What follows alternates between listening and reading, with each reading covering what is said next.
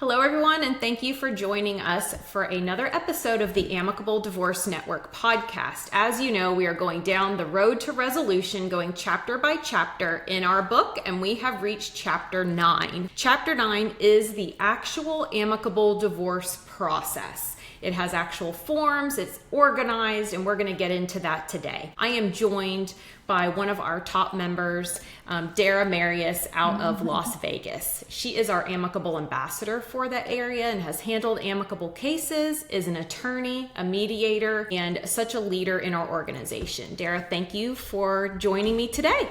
Well, I'm very excited to join you to talk about one of my favorite things, amicable divorce. She really does love it. She's not just saying that. And so what we're going to talk about today is the actual process. I think something that people need to understand is that an amicable divorce is an organized process. It has forms. And so, we're just going to jump into it so that people know that there's some structure here and it has a beginning and an end point. Well, it's funny when I talk to people who come in and they're curious about mediation, they're curious about amicable divorce, I say to them that we all end up at the same place. We're going to have a decree of divorce at the end that's going to divorce everybody. Tracy, could you talk a little bit about what subjects are going to be covered in that decree of divorce? Because that actually is going to help contextualize, I think, the process of what you need to get information-wise.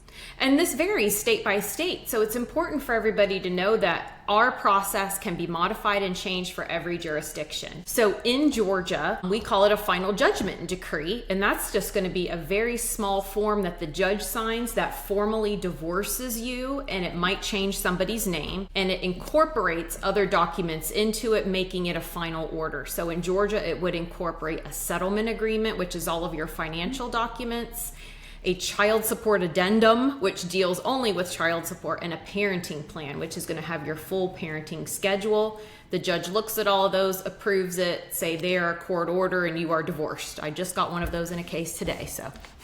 Well, and it's real similar in Las Vegas and Nevada. Same thing. We've got to cover a division of the assets and debts. We've got to address if there are children, what the parenting timeshare is, child support. It can vary in Nevada. It can just all be in the decree, or usually it can also be in a marital settlement agreement. I want to pivot just a tiny bit before we get into the amicable process itself to talk about confidentiality. Okay. And I know that is a big deal here in Nevada because we have a Supreme Court decision that just said, hey, family law proceedings are presumptively open to the public. You can come, you can film them. It's really heightened the need to have a bit of privacy in the process. And obviously the amicable divorce process allows for that. Yes. Do you guys have something similar to that in Georgia? Do people opt for this process because it's a little more private? They do, and something to know about Georgia is that our proceedings have always been open, and anybody can go sit in court and watch your proceeding, and the judge may even question, state your business is often what they'll say, and that person might stand up and say, I just wanted to come watch court today, and they can. And I don't know about the video recording. They might not let them do that, but they would definitely let them sit there, take notes. The other thing that's important to know is that universally, we have public records in the United States. And so the filing system in Georgia varies county by county, but there's generally two different ones. The first one is like my home county, where somebody can go online, type in John Smith versus Joan Smith, go to the file and look at every document that was filed. And not only that, they can click it and read it. So anything you've put in the court record, whether it's your finances, the value of your home, ugly allegations against one another, your neighbors can sit there and read. We saw that a lot with COVID. I had people coming in and saying, oh, you in such and such case. And I was like, how do you know this? And they were like, I got bored and started reading the court records. And so it happens. Now, another system that other jurisdictions have is where somebody could log in and look at John Smith versus Joan Smith, and they can see the documents that were filed, but they can't click them and read them. But they could go to the clerk's office and check out the public file if they were super interested. So it's important for people to know that anything that you put out there is sort of just like putting something on the internet. I mean, it may be out there forever, and where it goes is uncontainable. Privacy, particularly around financial matters, addiction, children. is one of the major reasons that people choose this process. Well, I couldn't agree more. Okay, so we're at the beginning of a divorce. Let's say one party has made the decision, I'd like to get divorced. I'm not amicable with my spouse because that's why I'm getting divorced, but I don't want to have a high conflict process. I want to do this in a respectful way. So they come to you and they say, tell me, I'm interested in this amicable divorce process, but I don't know how to get started. How do I get my spouse to do this? Do we do it together? What would you tell them? So we have a very straightforward thing that we do, and we write the other spouse a letter. So it's a very respectful letter, and I would say, I represent Joan Smith in an amicable divorce. We are reaching out to you in hopes that you will also decide to use the amicable divorce process in one of our professionals. I'm really paraphrasing it there, but it's a very respectful letter. It isn't angry, it isn't ugly, it isn't demanding. And with that letter, we include a booklet on amicable divorce, and it lists all the common questions that somebody might have about it, what it is. And I also print out a list of other attorneys in the area, so they don't even have to go to the website to find somebody. And then we usually give them 2 weeks to mull it over and to respond and make their decision. And when we send that nice letter and all that information, I would say about 80% of the time or more, we're successful with the other party agreeing to an amicable divorce. Even if they're upset a divorce is happening, the general reaction is, well, if it's going to happen, then this sounds like the best way to go about it. Absolutely. We do something similar here in Nevada, in Las Vegas. We actually have a summary of all the bios of the attorneys that we'll also send out. Nice. Yeah, and we include all of our divorce professionals, which we'll get to in just a few moments. Okay, so now we have both people, they have said, okay, they both have amicable divorce attorneys. What happens once both people have retained amicable divorce network attorneys? So the very first thing is I'm going to send my client documents to sign. The same documents are going to be sent to the other side by their attorney. So a lot of things happen at once. So I'm going to send my client the acknowledgement of the Amicable Divorce Network process so they understand what it's about and how it's different, as well as the agreement to maintain status quo. And we can break those down a little bit further, and the other party will be signing those at the same time as well, and we let each other know that they've been executed. So let's talk for a moment, and I know we've talked in other podcasts and chapters about the amicable divorce process, generally speaking, but could you run through what's in that acknowledgement of the amicable divorce process? Like what topics are covered? Does it address, for example, and I know that it does, but maybe talk about it. How does it address, what do we do when we reach an impasse? What if everything falls apart, someone stops participating? Am I stuck here? What does that process look like that people are agreeing to?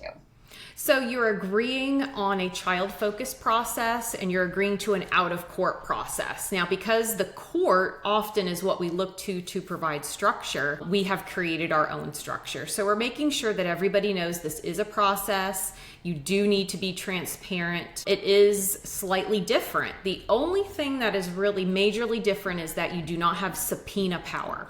So in a contested case in the court system, I could go directly to Bank of America, send them a subpoena for the records. In an amicable case, we're notifying them that transparency is key, and we're asking them to sync those documents with detour.life, which will pull that transaction history as opposed to me going to the bank directly. And so we really just point out, this is, the out-of-court process that we're asking you to follow. You understand that it isn't court. It's different. And should it fail, we do ask for you to talk about it with your attorney if you think that you need to exit. I'll say during an amicable case, I almost always get a call or an email from my client that says, this isn't amicable anymore. Almost 100% of the time. It is not a smooth, it is not a smooth road. The amicable part, again, are the professionals who can work through whatever difference this is. And there's always differences. People are getting a divorce. So it lets them know, you do need to discuss this with your attorney, because a lot of times it's just a simple matter of having a conversation, reaching out to the other side to resolve a difference. But if something happens, let's say fraud, and somebody's like, oh my gosh, I need to be in the court system, it lets them know they can exit the process and there's a different form. It also lets them know if mediation doesn't work, we're going to look at arbitration, which is a binding process to resolve issues before entering the court process, because then it's, who knows how long or how much. So we try to put all of that in place so that doesn't happen. And I think you brought up a really important point, because you do, and one thing I love about amicable divorce is literally it can be the most contested, bitter, yucky situation. Yeah. Because you're basically saying, I don't want this to be decided in court. I don't want to participate in that system with all the expense and time and everything else. But what I love about it is when we say at the beginning what the rules are, and I liken this to when I had my kids, and I would be like, I'm going to give you a 5-minute warning, and then we're going to leave the park. It's going to happen. And you tell them before you even get to the park for the play date, because everybody knows the rules we're playing by. So when you get to that point where there's an impasse and, well, we see it this way and you see it this way, I've even said to other attorneys, okay, you know what, we can table that for mediation. If we have to do this in mediation right now, we can address it, or we can deal with it later in mediation. It gives us that sideways pivot point so that we're not exiting the process. So, sorry, I didn't mean to cut you off. No, I was just going to say, you're, of course, as usually, absolutely correct. There's a lot of flexibility on how to resolve differences that the professionals and their experience can draw upon and say, we're going to use this tool next to try to get this topic resolved. So one of the most important agreements that I think also happens, in addition to agreeing to the rules of the game, is the acknowledgement to maintain the status quo. Yes. So I think you guys may call these standing orders in Georgia. We call it, if you file a matter in Nevada, the court will issue a joint preliminary injunction. I like to say this is a document that says you can't run off to Mexico with your girlfriend and spend all the money. Yeah, I call it the no funny with the money agreement. No funny with the money, but also what I love about ours is that it includes some child topics as well. Why don't you run through that? And I think people get nervous, like, what can and can I not do? Maybe talk about what's more of a major thing that you shouldn't be doing, versus like the day-to-day. I think that is helpful for people to understand how this will impact life. Yes. And so whether you file for a divorce in court or you proceed amicably, in court, something would automatically go into place. And in Georgia, it's when the other party is served. And so that is called a standing order here. I've noticed every state calls it something different. And so those are the rules of the game that are going to go into place when you start a court action. So what we've done is taken the most important of those rules and created a contract with them. So everybody is agreeing to the rules of the game in the agreement to maintain the status quo. So it's don't do anything funny with the money or the kids. And so I tell people, if this is in your normal course of business, that you go to Kroger and you go over here, or you have a random car repair that comes up, that's normal things that happen. Cashing out a 401k and running to Dara's office in Las Vegas to bet it all on black is not what normally happens. And so that would not be allowed. So generally speaking, a beneficiary on a life insurance policy. Yes. Don't change the beneficiaries. Yes. Don't change your utilities. Don't cut off somebody's cell phone. Don't change a child's school. Don't cash out any accounts. Don't sell any major assets. Now, a lot of people read this and they thankfully take it very seriously. But they're like, gosh, we wanted to list the home for sale, or we decided we really need to get rid of this expensive car. This is when the parties can't agree. It's like everybody freeze. And if they agree, yes, we need to get rid of that expensive car, and they mutually agree, great, go ahead and get rid of that item. Go ahead and, if you agree, divide your cell phone accounts. But first, everybody freeze, everybody maintain the status quo, and then we'll start pulling things apart. Yeah, it's a really great form. And, it doesn't, while it's not issued by a court, it is a contract, and it has all the teeth of a contract. So you can't for breach of contract. And we even integrate in ours, our JPI into that. So it's a great thing. Okay, so I want to talk about two things now. The beginning of a case, we're usually stabilizing things, and we're also getting a game plan. So in litigation world, you might be having a joint case conference, putting together a plan for discovery, which just is a fancy word to say we want to wrap our arms around all the information for the estate.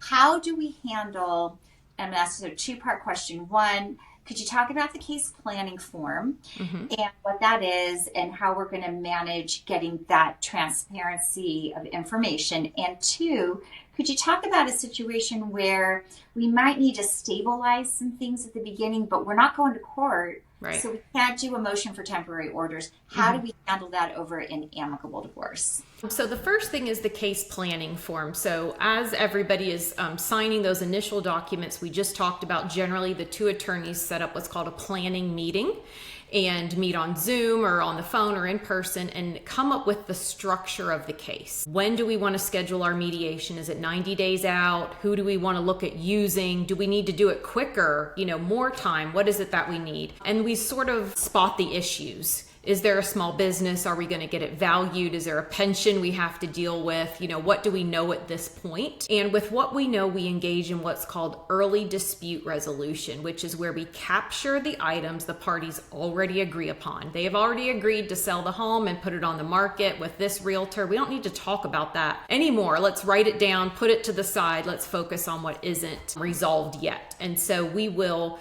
give the case its bones. We say what the deadlines are, what documents that we need to address. And then generally at this point, we agree, are we going to use the same detour.life account where everybody logs in and syncs their documents for transparency, or is each person going to have their own detour.life account?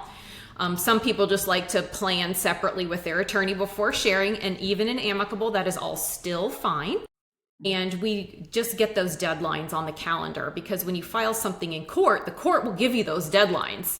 So we need to create that so that the parties do have an understanding of deadlines. Their case is moving forward. It is moving towards a resolution, and everybody's taking all of that very seriously. Well, I think another thing I want to add in there, what I really like about that meeting, and sometimes I use a case planning form, sometimes it's just in an email, it's a little more casual, I guess, but we all have a good working relationship depending on the attorney. What I like, though, is if you go to court, they do set all these deadlines up. You will get divorced if you go on the court process. Yeah.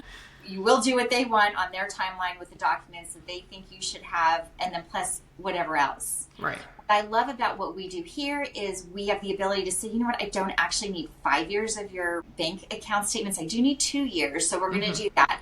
And so we can work to craft exactly what's needed in a case. We can decide early on, you know what, we've got this custody schedule we think would work. We want to bring in this professional who's going to help. The kids are having some issues.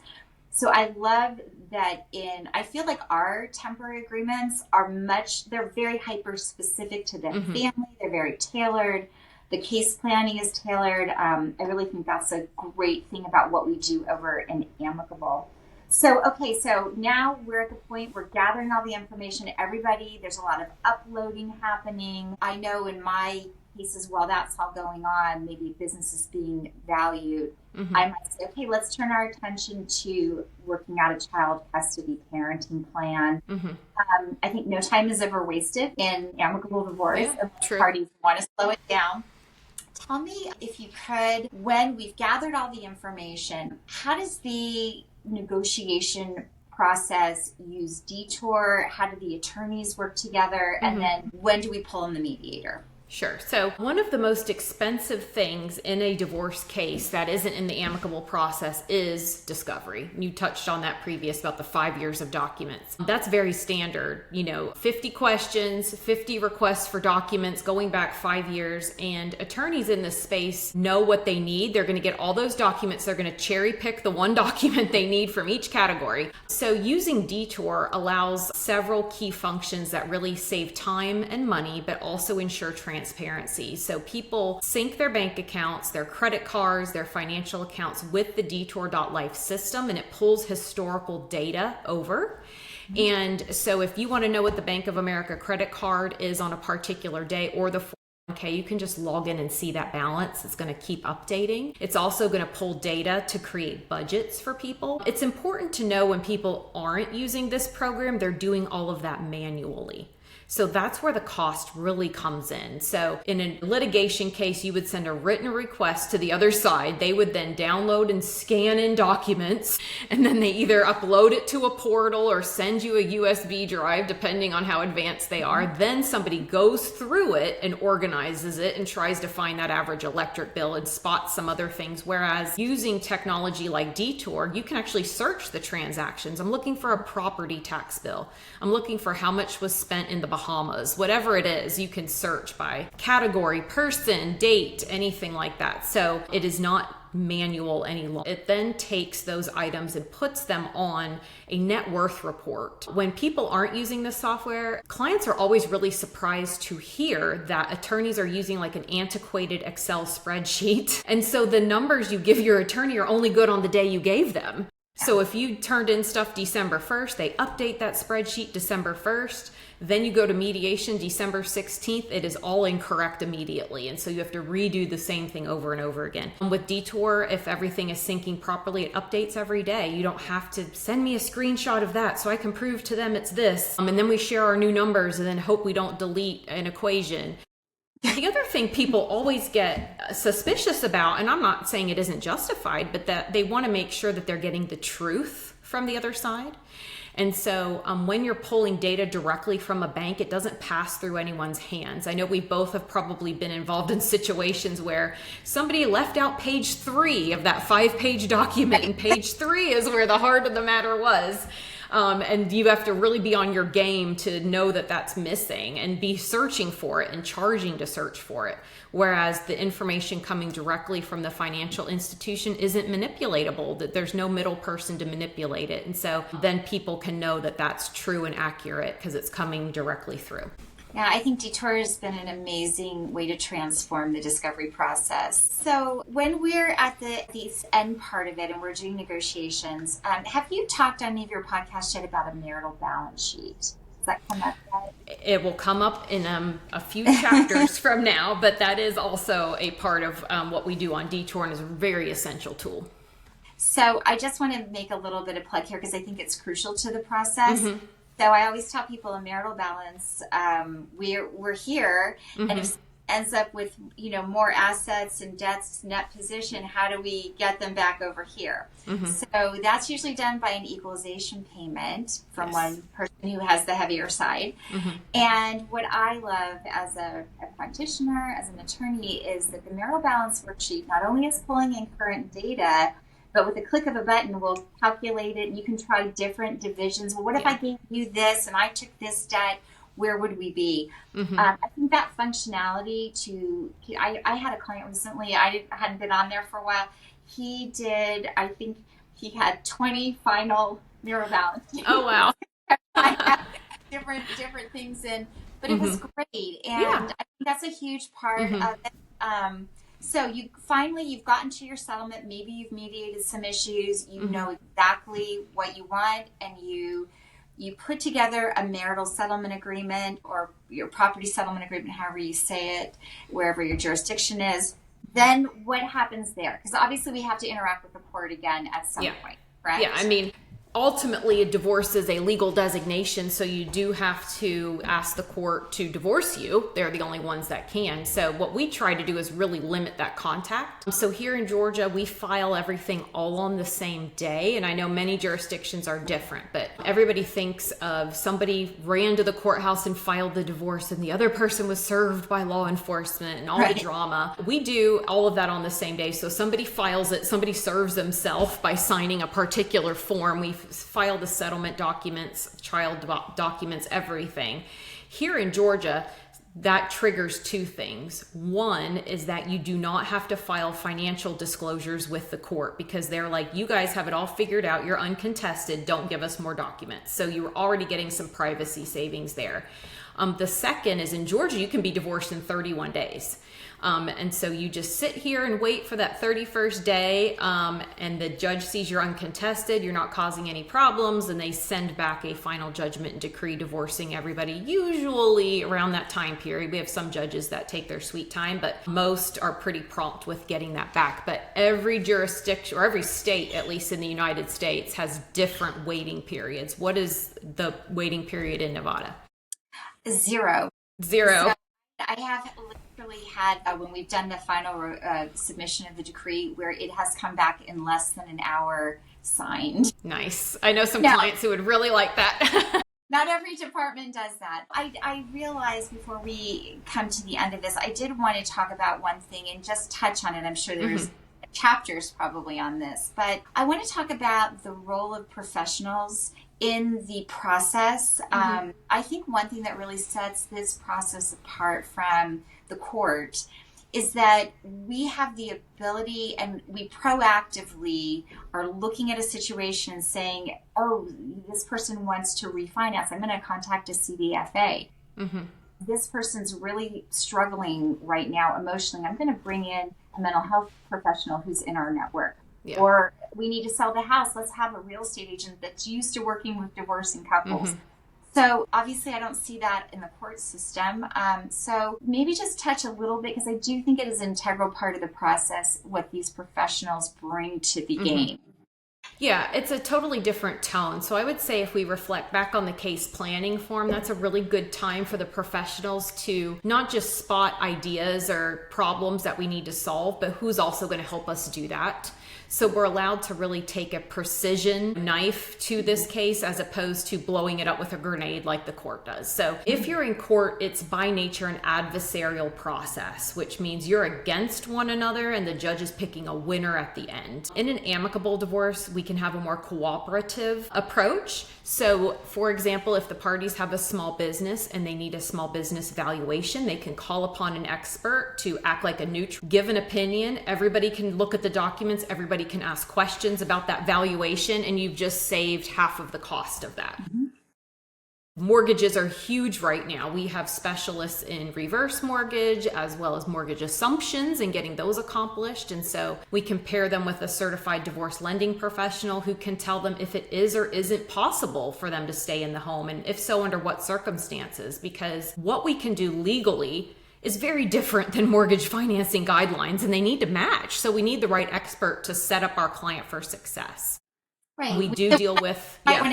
They have, instead of taking in property, maybe it's support so that they can show income to get a loan. Yeah, I think it's... Yeah, I've had many houses saved, by just getting the right information from the right person. And everybody is vetted, and everybody, comes to our events and has the same attitude on divorce, and they're also highly experienced. And so we really are pulling together the best people to help us with what are often very complicated circumstances. You were touching on that early. We do definitely have couples that get along and want a professional result, all the way up to public figures, people trading on the NASDAQ, their business, high asset, that addiction issues and mental health issues, people who have different reasons for wanting to choose this process. But it is available for everybody to take advantage of the low conflict, lower cost professional result, as opposed to double the cost at least, sometimes far more, and time and just huge conflict that comes from a litigated case. And I think also to your point about the dual experts, when you go to court with an expert, I mean, of course, there's a ton of money spent on their actual time to testify, but you also have to have them submit a very formal report. Whereas what I've been finding in my cases where I've had business valuations, our in-house expert will say, look, I'm going to do the same valuation, but I'm going to give you an oral report, and it's going to cost $3,500 and not $7,500. So if you think about that, you're cutting off $15,000 just on reports down to $3,500. This is how we can really put our money and make it useful for people to preserve these resources. If you're going to court, they're also going to take a deposition of that person. So the lawyer's there, that you're paying for the professional to sit there to answer all these questions, which is another huge expense we don't have. And I always have people say, well, what if I don't like what that business valuation expert said? Nothing prevents you then from getting your own. Choose somebody else in the network to do the work that you want and see if the values match. We use the best people so that and your professionals know they know what they're doing. They're the same people we would call for trial. But but you have flexibility to do what makes you comfortable to reach a settlement as well. So we have a lot of streamlining measures in place to get people also access to the best professionals to help them with the issue at hand. And people have money and time to do that when they're not in the throes of litigation and just having to be in that reactionary adversarial mode all of the time. You can focus on the things that really matter. So I want to end with a question I was thinking about. So you were a litigator for a very long time, and you know the families that you helped through the process through litigation. And you've been doing amicable divorce now for many years, and you know those families. What do you think is the biggest difference of the families of how they're left post-divorce, litigation versus amicable divorce? I think I will say one thing first that probably isn't what you expect, but I think I've had very few clients that recognize that they've had a good divorce through the amicable process because they only have ever had one divorce. And so the attorneys might be like, oh my gosh, that was a great result, and the mediator or the mental health professional, they have something to compare it to say, you got through all of that quickly. And with this result, that's amazing. They still got a divorce. It is still maybe one of the worst things that has ever happened to them. From my perspective, I've just seen so many complicated cases. I had one recently that easily would have cost my client $60,000. Very complicated and was resolved for, less than 10 and very efficient. The result is he has a divorce he didn't want and he's still upset, so it's hard for people to recognize that. But from a professional perspective, people are generally, how I see them, healthier. I'm able to connect them and they're more open to the right resources to move forward. They have the resources to move forward, more money in their pocket. They're not paying me. They can pay to go on the vacation of their dreams or invest in their kids' college education and, do something else with that money that's more positive. They move forward quicker. The process is much faster. And it also really works to keep a co-parenting relationship for people who have kids and for older couples that have grandkids. The focus is, it's not going to be conflict free. It's a divorce, but we do work to reduce the conflict and to give people good advice on how to handle situations and remove that animosity from it, because really that's solely a function of the court system. And so we don't need to do that. So we do want people who, have kids together to be at the basketball game together, to feel comfortable, at the recital. And that really just helps kids of all ages, grandchildren, everybody, to move forward in a healthy manner.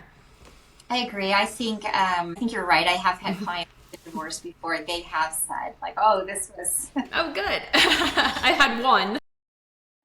But I do think, and I think this probably describes amicable divorce, it is not a zero-sum game. The idea behind it is we're trying to help a family through a very challenging time and for everybody to emerge better.